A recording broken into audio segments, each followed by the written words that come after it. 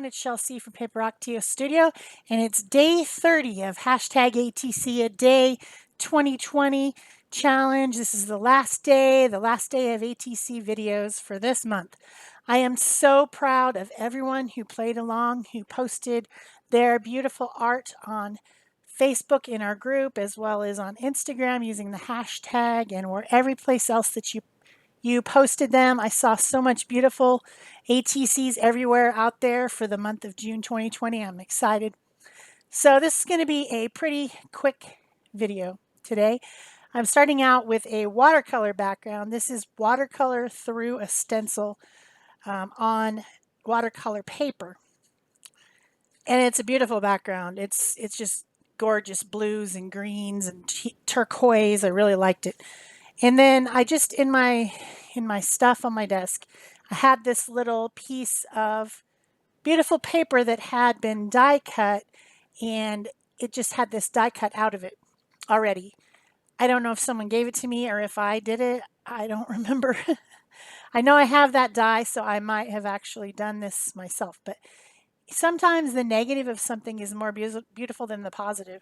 And when I put this over the background, it just looked awesome. It looked like variegated leaves, and I was really happy with it. Then I had this other scrap, which is the edge of a piece of handmade paper that's kind of a yellow gold color, which matched the paper that the die was made out of. And so I decided that that would make a nice little grounding piece going horizontally across the card. So I glued that on. And then I had some embroidery floss. And I know someone gave me this little bag of embroidery floss.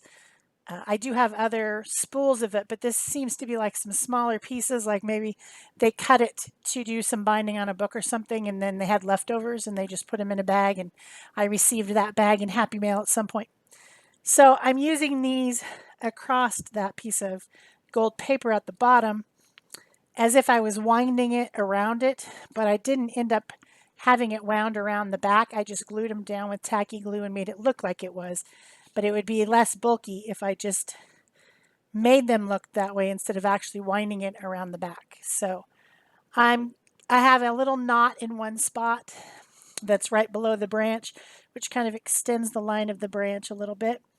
And then I have just lines going across of this turquoisey teal colored embroidery floss. Adds a nice texture element to it, and I was pretty happy with that. Then once it was dry enough, I trimmed off the edges. So yeah, there's been a video almost every single day on my channel, and I have made ATCs for every single day, and I'm proud of that. If you've been enjoying this, please remember to give me a thumbs up. Leave me a comment, a question below, and subscribe and all those things. This will be the last one for June, and then in July I will have less videos. I need to take a little breather, make some larger, more complicated arts, because that's enough ATCs. If you're just starting out with ATCs, they're 3.5 by 2.5 inches, and that's the size of a standard playing card or a baseball card or a Yu-Gi-Oh card or a Pokemon card. And artists started them when there started to be artist conventions. People wanted something to trade. And so they would make little art pieces to trade with each other. And then you get the person's contact information on the back so you know who made it. And it's a good little practice. This is a great way to kick off a creative session. If you're going to go be creative in your studio or wherever you create, then doing one of these before you start just kind of gets you warmed up. Also, you can glue them onto a larger card once you're done, later on, and make it into a greeting card. Or you can just send them as they are. I send them out to people who donate to my channel through PayPal, and their addresses are on their PayPal. Then I send them either tags or ATCs and sometimes thank you cards. If they really donate a lot, I send them something larger. So that's what I do with them. People ask me that, like, now I have these 30 cards. What am I going to do with them? You should give them away. That's what you should do.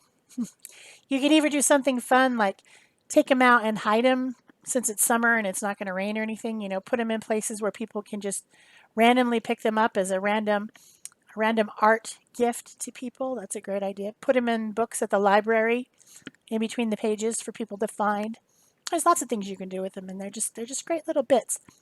So the next thing I'm doing here, I added some teal color shading around and inside that glued on piece. And then I just put a little bit of tacky glue here and there, little dots of tacky glue. And I'm putting on some gold leaf and just blinging it up a bit. I think it looks pretty cool. Just having a bit of gold leaf here and there. It's fun stuff. It's just flakes of gold. I'll put a link to what this stuff is in the description box below. I have it in gold, silver, and copper. And since this had the yellows and the ochres and different colors, I thought the gold would be the best choice. Plus, it plays off the turquoise and green really well. So I could have put copper. I do love copper. Copper's my favorite. But that looks pretty cool.